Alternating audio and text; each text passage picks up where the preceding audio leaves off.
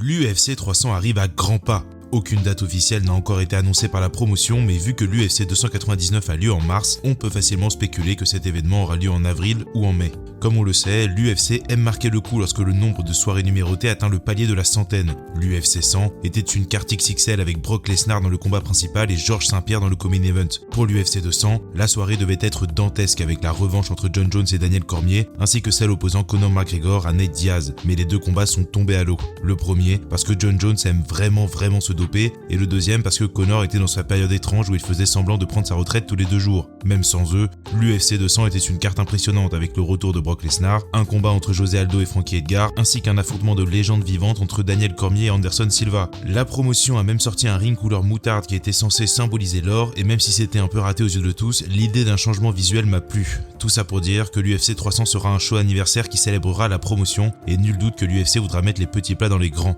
Pour qu'un show soit prestigieux, il faut un combat principal qui fait parler. Ces derniers mois, il était entendu que ce combat serait probablement le retour tant attendu de Conor McGregor. On aime ou on n'aime pas l'Irlandais, mais il reste une attraction majeure et il ne combattra probablement plus jamais à une autre place dans la carte que le main event. Pour être totalement honnête, j'ai longtemps cru que l'UFC la mettrait à l'envers à Michael Chandler et choisirait plutôt de faire la quadrilogie contre Dustin Poirier ou même la trilogie contre Nate Diaz, mais il semble que l'affrontement contre Michael soit toujours d'actualité. Et tant mieux d'ailleurs, car cela commence à faire longtemps que Chandler est volontairement sur la touche pour attendre ce combat. Mais si on en croit certaines sources, ce combat n'aura pas lieu à l'UFC 300. En effet, selon John Kavanagh, une source plutôt proche puisqu'il est tout simplement le coach de McGregor, l'Irlandais ne sera pas de retour pour l'UFC 300. Des propos corroborés par Ariel Helwani qui a indiqué que les plans pour le retour de Conor avaient changé et qu'il faudrait probablement l'attendre plus tard dans l'année. La réflexion de l'UFC étant, selon lui, que le nombre 300 associé au pay-per-view suffirait à faire vendre l'événement et que McGregor seul pourrait garantir une autre très grosse soirée à la promotion à une date ultérieure. Évidemment, tout d'un coup, tout le monde s'est mis à se demander qui pourrait bien être l'attraction principale de la soirée. Et au jeu des suppositions, l'esprit de tous les fans s'est mis à s'aventurer jusqu'à même parler d'éventuels retours de Brock Lesnar et de Ronda Rousey pour la soirée, ce que Dana White a fermement nié depuis.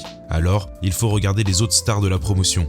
Jon Jones est blessé et il ne devrait pas être apte physiquement avant la fin de l'été 2024. Israel Adesanya a prévu un retour en 2027 et même si je ne crois pas une seconde qu'il sera vraiment absent aussi longtemps, je doute qu'il fasse son retour dans la promotion aussi rapidement après ce qui semblait être une envie très sincère de prendre une pause. La nouvelle star de l'UFC, Sean O'Malley, combat pour l'UFC 299 et ne sera pas prêt aussi rapidement. La même chose peut être supposée pour Alexander Volkanovski qui combat en février, mais bon, avec lui on ne sait jamais vraiment. Pour les stars musulmanes de la promotion que sont Islam Makhachev et Khamzat Chimaev, la question du ramadan se pose. Cette année, le ramadan a lieu du 10 mars au 9 avril, ce qui pousserait les deux hommes à se préparer tout en jeûnant s'ils devaient figurer sur la carte de l'UFC 300. Je tiens à préciser que Khamzat l'a déjà fait pour son combat contre Gilbert Burns, tandis que Makhachev a plutôt tendance à combattre juste avant. C'est ce qu'il a fait ces 3 dernières années contre Alexander Volkanovski, Bobby Green et Drew Dober.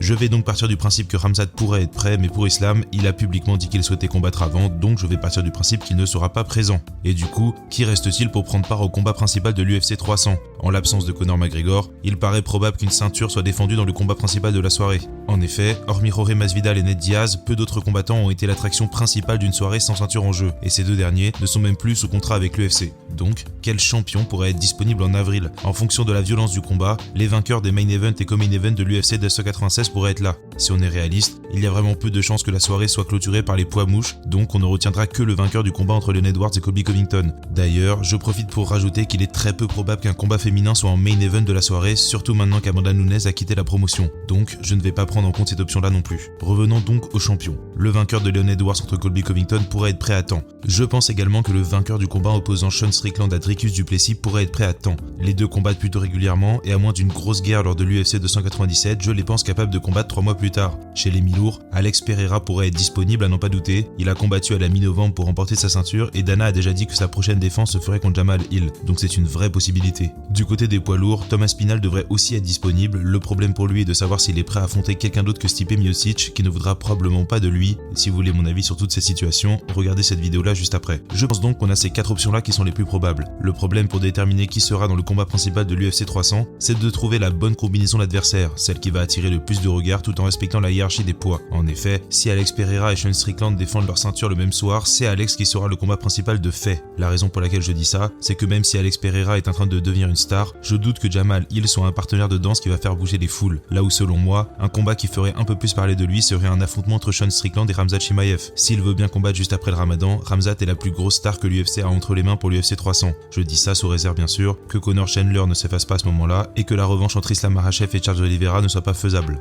Évidemment, la perspective d'un affrontement entre Strickland et Khamzat suppose que Sean remporte son combat contre Dricus du Plessis, puis accepte de combattre de nouveau 3 mois plus tard, ce qui fait déjà beaucoup de suppositions. Si l'UFC se tourne vers le vainqueur de Leon Edwards contre Colby Covington, la marche à suivre n'est pas exactement très claire non plus. Belal Mohamed devrait être le prochain sur la liste, mais il n'est pas exactement un combattant qui fait lever les foules. Shavkat Rakhmonov pourrait être un nom crédible, mais il faut d'abord qu'il batte Stephen Thompson, puis qu'il soit prêt à temps car il est également musulman, et la question du ramadan se pose aussi pour lui. Comme Islam, il est plutôt coutumier des combats juste avant le ramadan et pas après, ce qui fait de lui un candidat peu probable, surtout que Leon et Colby ne sont pas exactement les combattants les plus actifs du roster, qui sait si le vainqueur de ce combat serait prêt à temps. Pour ce qui est de Tom Aspinall, j'ai déjà fait une vidéo sur son cas mais je doute vraiment qu'il soit le combat principal de l'UFC 300. Déjà, contre qui? Et surtout, il est champion intérimaire et généralement, les ceintures intérimaires passent en dessous des ceintures incontestées dans la hiérarchie des combats. C'est ce qui explique pourquoi le combat entre Amanda Nunes et Miesha Tate a été le combat principal de l'UFC 200 et pas celui entre José Aldo et Frankie Edgar par exemple. Je pense qu'une défense de la ceinture des poids moyens ou des mi-lourds est l'option la plus probable pour avril. Et si je suis honnête, au-dessus de toute cette situation plane Israel Adesanya.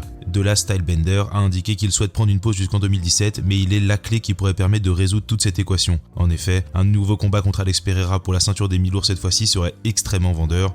De plus, il a un passif avec Sean Strickland qui lui a pris son titre, et un passif avec Dricus du Plessis avec toute cette histoire bien gênante autour de l'Afrique. Ces 3 adversaires pourraient avoir du sens pour Adesanya, et il est probablement la plus grosse star de l'UFC parmi les combattants réguliers de ces dernières années. Je pense que l'UFC rêve toujours de le voir affronter Khamzat pour la ceinture des poids moyens, mais pour ça, il faudrait que l'un des deux la récupère. Comme je l'ai dit dans l'intro, je ne pense pas qu'il revienne seulement en 2027, ça n'a aucun sens. Adesanya a 34 ans, il est toujours l'un des meilleurs poids moyens du monde, quoi qu'en pensent certaines personnes, et il a encore de quoi se battre contre n'importe qui dans la division. Personnellement, je doute qu'Adesanya soit de retour aussitôt, et je pense que l'UFC est dans une situation un peu complexe avec cette carte qui se doit d'être fournie. Il est probable que l'UFC choisisse la quantité plus qu'un gros nom. Ce que j'entends par là, c'est que je ne serais pas surpris de voir 3 ou 4 combats de titre sur la carte, voire même une carte principale pleine de combats pour la ceinture, qui sait. Dana White sait se monter créatif quand il le faut. Pour ce qui est du combat principal, je pense qu'Alex Pereira contre Jamal Hill est l'option la plus probable avec les infos qu'on a actuellement. Et après tout, peut-être que Conor est en train de tous nous bluffer et qu'il sera bien présent au final, même si j'en doute. Et vous, qu'est-ce que vous en pensez? Qui sera selon vous le combat principal de l'UFC 300? Donnez-moi votre avis en commentaire tout en essayant de rester crédible bien sûr, je le lirai avec plaisir. Et voilà, on se reparle dans une vidéo prochaine, n'oubliez pas de vous abonner si ça vous plaît, et on se reparle bientôt, salut les gars.